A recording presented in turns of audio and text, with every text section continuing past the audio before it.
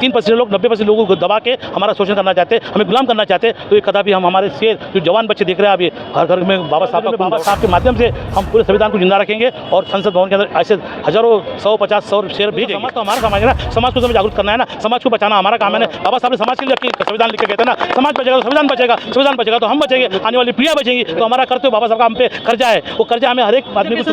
131 सांसद आए हैं, उनके लिए क्या कहना चाहिए? वो तो बड़े दलाल है, उनको तो सालों घर पे जाके जूते मारना। बीजेपी जो रामलीला मैदान में परमिशन नहीं दी, जंतर मंतर में परमिशन, डर गई बीजेपी आरएसएस के लोग? क्यों डरेंगे नहीं? जब मैं 2018 के अंदर आया था तो मैंने ईवीएम तोड़ने का परमिशन मांगा था, मुझे भी भगा दिया रामलीला मैदान, तो मैंने ईवीएम तोड़ के गया रामलीला मैदान में। लेकिन आज आज़ाद समाज पार्टी के अध्यक्ष ने पूरे देश को कॉल किया था कि समाज भारत मिशन एकता के लिए आ जाओ, तो उसको मालूम है लाखों भजड़ों में भीड़ आएंगी, तो उन लोग हमें भी कायदे कानून कन्फ्यूजन कर रखा था कि रामलीला मैदान में या जंतर मंतर है या कहीं होगा नहीं होगा, फिर भी इतने कम समय में इतनी भीड़ आ गई। क्योंकि उसका काम जमीन पे है ना, जमीन पे काम करने वाला शेर होता है, जमीन के लोगों को समझता है, गरीबों का समस्या समझता है, अन्याय अत्याचार के भाग जाता है, वो जाता है अदालत को उठ के गरीबों की सेवा में आता है, तो उसके लिए उसके बाद धाड़ पे लोग आएंगे नहीं क्या? ये नैसर्गिक है, ये कल्चरल है, ये आना ही चाहिए। और अगर वो बोले ना पूरा भारत बंद, तो भारत बंद भी कर देंगे।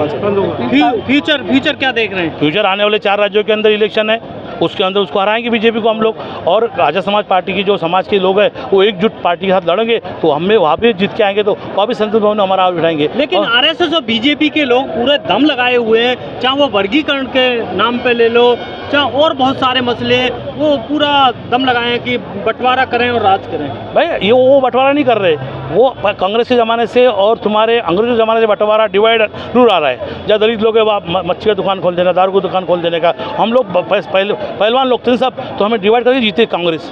उसके बाद में ब्राह्मण लोगों की चमचगिरी किया, माफ़ी मांग के आ गया है, और आज वो हमें दबाने के लिए 3% लोग 90% लोगों को दबा के हमारा शोषण करना चाहते, हमें गुलाम करना चाहते, तो ये कदापि हम हमारे शेर जो जवान बच्चे देख रहे हैं अभी हर घर में बाबा साहब का खून दौड़ रहा है, हर जवान में खून दौड़ रहा है। जब तक संविधान लोकतंत्र रहेगा, जब तक ये खून दौड़ते रहेगा, और आने वाले दिनों में बाबा साहब के माध्यम से हम पूरे संविधान को जिंदा रखेंगे और संसद भवन के अंदर ऐसे हजारों 150 शेर भेजेंगे। बाबा साहब ने गांधी से कहा था, मिस्टर गांधी 20वीं सदी तुम्हारी, 21वीं सदी मेरी होगी, क्या वो समय आ गया है? वो समय आ चुका है। अगर गलती यूपी के लोग नहीं करते तो आज वो समय आया होता, लेकिन कांसीराम साहब जी गए, बाबा साहब का उन्होंने इतना बड़ा प्रचार किया, बाबा साहब घर घर पहुंचाया कि कांसीराम साहब हमारे मान्यवर जी गए, उसके बाद में वो जो ताकत समाज की टूट फूट गई, इसलिए आज ये दिन आ बढ़ा। इसलिए ये जो खड्डा भरा होता, वैली भरी थी, वो चंद्रशेखर साहब ने भर के निकाला है। और आने वाले दिनों में ऐसे अगर फुल टाइम काम करें हमारे समाज के लोग, आज़ाद समाज पार्टी के लोग, तो आने वाले दिन ज़्यादा नहीं, संसद भवन में हम लोग 200, 300, 400 बैठ सकते हैं। आज़ाद समाज पार्टी को तोड़ने के लिए और जो कुछ सांसद हैं जो कांग्रेस की तरफ भागे जा रहे हैं और बहुत से बीजेपी की तरफ भागे जा रहे हैं, क्या कहोगे उनके लिए? कब तक भागेंगे? जब शेर जागा तो सब चूहे बिल्ली सब भाग जाते गांव के बाहर, तो वैसा वो हो रहा है। हाँ, इधर आना पड़ेगा, एकजुट होना पड़ेगा। नहीं एकजुट हो गए तो हमको सपोर्ट करना पड़ेगा। उनकी लड़ाई भी आपको ही लड़नी पड़ेगी, क्योंकि अरे हर पिट के आएंगे तो। हाँ, और उनका समाज हमारा समाज है, वो तो अकेला है, उसका समाज तो हमारा समाज है ना। समाज को हमें जागरूक करना है ना, समाज को बचाना हमारा काम है ना। बाबा साहब ने समाज के लिए अपनी संविधान लिख के कहते हैं ना, समाज बचेगा तो संविधान बचेगा, संविधान बचेगा तो हम बचेंगे, आने वाली पीढ़ियां बचेंगी। तो हमारा कर्तव्य बाबा साहब का हम पे कर्जा है, वो कर्जा हमें हर एक आदमी को चुकाना है। लेकिन लोग अपनी राजनीति बचाने के चक्कर में, समाज बचाने के, वो टेम्परेरी, उनको टेम्परेरी टॉलीबॉक दिया जाता है, वो बचाते हैं लेकिन वो सक्सेस नहीं हुए। पर 77 साल में उनकी वजह से आरक्षण गया ना, 70 साल में आरक्षण क्यों गया? और वो समझदार मजबूत होते तो आरक्षण नहीं जाता, ना शिक्षा में निजीकरण आता, ना नौकरियों में निजीकरण आता, ना सवेरे का एक पन्ना कम होता। ये जिम्मेदार है सब, जितनी राजनीतिक पार्टियां ना, उनको तो मौजूद आएगा, उनके घर में सब में गले में फूलों के हार गड़ा के घर बैठाना मांगता है। ये हार रहे हो और बैठो घर में, हमारा राजकारण हमें करने दो, समाज को बचाने दो। रिजर्वेशन से जो 131 सांसद आए हैं, उनके लिए क्या कहना चाहिए? वो तो बड़े दलाल है, उनको तो सालों घर पे जाके जूते मारना पड़ता है, और वो दलाल होने होते तो हम लोग चाहते हो रिजर्वेशन खलास कर दो। हमें नहीं चाहिए जनरल आज़ाद चुन के आए जनरल पार्टी से, वो 131 आरक्षण खलास कर दो, हम हमारे समाज के लोग चुन के लेके जाएंगे और पूरा संविधान लागू करेंगे। तो जो पूना पैक्ट हुआ था, वो एक समाज के लिए, हमारे समाज के लिए कोड की तरह है? नहीं, पूना पैक्ट बाबा साहब ने क्या कहा था, मैं पूना पैक्ट के साइन इसलिए कर रहा हूँ, अगर मेरा समाज बचेगा तो मैं बचूंगा, मेरा 2 वोट का आरक्षण गया तो गया, लेकिन मेरे समाज को शिक्षा का आरक्षण दिया, स्वास्थ्य का आरक्षण दिया, रहने बोलने का अधिकार दिया, वो बड़ा था। मैं मर जाऊंगा, गाजी मर जाऊंगा, मुझे लोग मार देंगे तो मेरा समाज नहीं बचेगा। तो बाबा साहब ने दूर की सोचा था, इसलिए बाबा साहब ने समाज को बचाने के लिए पूना पैक्ट की साइन किया था। उस पूना पैक्ट की बात नहीं कर रहा, मैं उस पूना पैक्ट की बात कर रहा हूँ जो 131 सांसद चुन के आते हैं। तो वही तो समझाया, 10% आरक्षण को दिया था 10 साल के लिए।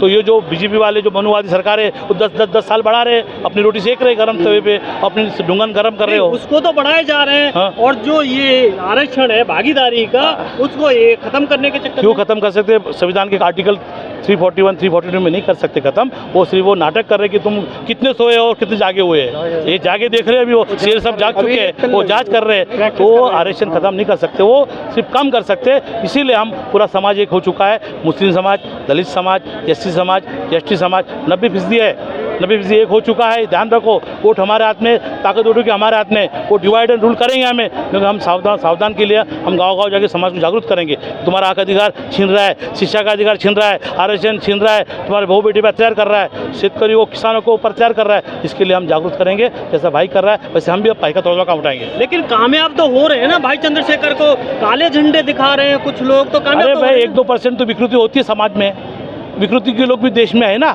वो झंडे दिखाने दे, उनकी असमानता है, उनका दिमाग नहीं पड़ा होगा उतना। वर्गीकरण का मतलब क्या? बाबा साहब ने कभी भी कथा भी कहा नहीं कि ऐसे लोगों में बंटवारा करो। ये तुम्हारा जज लोगों का ब्राह्मण माइंड है, वो बाबा साहब नहीं कहा था। और अंग्रेजों ने कहा था कि ब्राह्मण जज कभी भी आपको न्याय दे सकता है, इसलिए न्याय देने की बात नहीं किया, इसलिए वहाँ से वर्गीकरण का काम आया। जो लोग घर टीवी और बीवी के चक्कर में पड़े हैं उनको क्या मैसेज देना मैं चाहता हूँ, अगर आपके बच्चों का पढ़ना लिखना, स्वास्थ्य शिक्षा को आपको बचाना होगा तो आपको एकजुट होकर आने वाले दिनों में समाज का जो एक आदमी होगा, एक आदमी खड़ा होगा, विपक्ष को गिराने वाले जिताने वाला आदमी होगा, उसको वोट करें। और आने वाले दिनों में SC ST OBC मुस्लिम समाज के लोग एकजुट होकर वोट करें और बीजेपी मुक्त भारत बनाएं।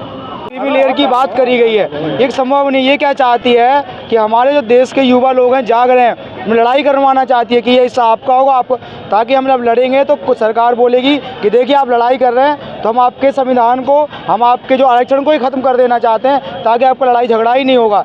ये सरकार की एक सोची समझी बिल्कुल साजिश है जो क्रिमिनल के तौर पर लेके आई, ताकि हम लड़ाई करें तो हम एकजुट ना रहें। ये सरकार की बात कर रहे हो आप, यहाँ वाल्मीकि समाज के भी, बदानक समाज के भी बहुत सारे लोग आए हुए हैं और कुछ लोग काले झंडे दिखाए, तो क्या कहेंगे? देखिए 100% तो सरकार किसी की नहीं बनती है। कुछ लोग तो होते ही हैं जो देश को पीछे ले जाने का काम करते हैं। जो लोग ऐसे हैं उनको हम बिल्कुल देखते नहीं है। हाथी जब सीधे चलता है तो कुत्ते के भौंकने आवाज से मतलब नहीं रखता है, वो अपनी चाल पे ध्यान रखता है, बस ये मतलब होता है।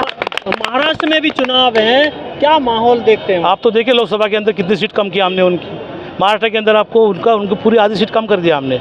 वहाँ पर गठबंधन जीत के आया, मविवा जीत के आया, राष्ट्रवादी और कांग्रेस और तुम्हारा एक जीत के आया, बाकी लोग सब सो गए। आने वाले दिनों में भी महाराष्ट्र खलास कर देंगे, हरियाणा से भी बीजेपी को खलास कर देंगे, और आने वाले बिहार के अंदर भी नीतीश को भी खलास कर देंगे, और नीतीश हमारी बात नहीं मानता है तो। और चंद्रबाबू नायडू को भी खलास कर देंगे कि अगर वो हमारी बात समाज के विरोध में काम करेगा तो उसको हम बोलेंगे तुम्हारा ताबड़तोड़ इस्तीफा दो और तुम्हारा सपोर्ट वापस लो। नीतीश नहीं, अभी हम ये निर्णय मेरे हाथ में नहीं है, चंद्रशेखर भाई बताएगा क्या करना है क्या नहीं, लेकिन अकेले लड़ेंगे तो पड़ेंगे। नीतीश और चंद्रबाबू नायडू को यदि खलास कर देंगे तो फिर मोदी सरकार, अरे राजनीति खलास कर देंगे तो गिर जाएगा, तो बीजेपी की सरकार गिर जाएंगी। अच्छा, महाराष्ट्र में यदि आज़ाद समाज पार्टी आपको कोई बड़ी जिम्मेदारी देना चाहती है तो आप निभाएंगे? मैं पहले बाबा साहब का संविधान रक्षण करना चाहता हूँ। आज़ाद समाज पार्टी का एक बंदा शेर हमारा गया है, अगर वहाँ एकजुट से सभी राजनीतिक पार्टियाँ दलितों की एक साथ होगी तो मैं उसकी जिम्मेदारी लेने को तैयार हूँ।